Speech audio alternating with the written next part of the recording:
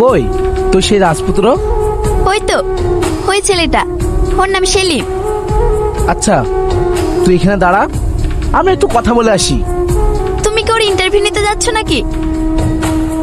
ধরে নে তাই, আমার একমাত্র মেয়ের জামাই হবে, ওকে তো একটু বাজিয়ে দেখতে হবে। দেখো আব্বু, প্রশ্নটা যেন আবার কঠিন না হয়। আচ্ছা ঠিক আছে ঠিক আছে। তুমি সেলিম? হ্যাঁ। তা বাপু, পৃথিবীতে এত রাজকন্যা থাকতে শেষে আমার মেয়েটার পেছনে লাগলে? মধ্যবিত্তদের এই এক রোগ, বড় লোক দেখলেই বড় বড় স্বপ্ন দেখা। আমি তো স্বপ্ন দেখিনি স্যার, আমি তো ভালোবেসেছি। আর ভালোবাসা গরিব বড় লোক দেখে হয় না। ভালোবাসা ওসব তোমাদের মুখে মানায় না। ভালোবাসতে গেলে স্ট্যাটাস লাগে, আর তোমার স্ট্যাটাস কি? এই পুরনো শার্ট আর পুরনো জুতোই? মানুষের পোশাক দেখে বিচার হয় না, মন বলেও একটা জিনিস আছে। মন মন ধুয়ে কি পানি খাবো? শোনো, তোমার মতো একটা থার্ড ক্লাস ছেলের হাতে আমার মেয়েকে তুলে দেওয়া কোনো প্রশ্নই ওঠে না। মেয়ে যদি তোমার সাথে দেখা করতে এসেছে ঠিকই, তবে এসে যা দেখলাম তুমি তো একটা ভিখারি। আপনি কিন্তু মাত্রা ছাড়িয়ে যাচ্ছেন। মাত্রা?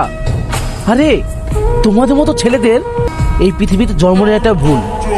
শোনো, তোমার আব্বু কি তোমাকে ডেন থেকে করে এনেছিল, নাকি তুমি অন্য কারো অবহিত সন্তান? আই মিন, তোমার জন্মদাতা পরিচয় ঠিক আছে তো?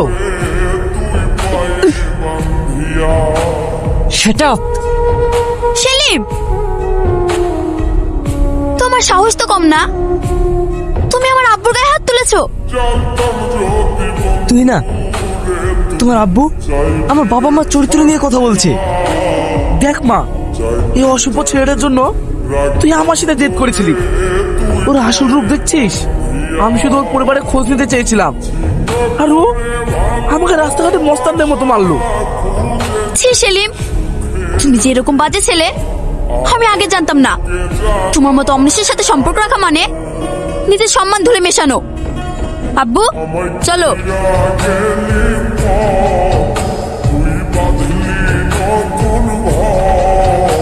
এটা কি করছেন? তুই না, প্লিজ তুমি আমার কথাটা একবার শোনো। আমি আপনাকে চিনি না, আর আমার নাম তুহিনা না। হাত ছাড়ুন বলছি। আমাকে তুমি চিনতে পারছো না? না। এই কই দেখ, কি হয়েছে? এই মেয়েটার হাত ধরেছিস কেন? এটা আমাদের পার্সোনাল ব্যাপার। এই মেয়ে, তুমি একে চেনো? না না, আমি একে চিনি না। রাস্তা একা পেয়ে বিরক্ত করছে। শালা, মেয়ে দেখলে লাল পড়ে না? এই মার। তুই না, তুমি এটা করতে পারলে? তোমাদের মতন ছেলেদের এটাই সঠিক পাও না। মা, তোর এই অবস্থা কি করে হলো? মা, ছোট্ট একটা অ্যাক্সিডেন্ট হয়েছে। তোকে কতবার বলেছি রাস্তাঘাটে একটু সাবধানে চলাফেরা করবি, তুই তো আমার কোনো কথাই শুনবি না। আরে মা, তুমি এত চিন্তা করছো কেন?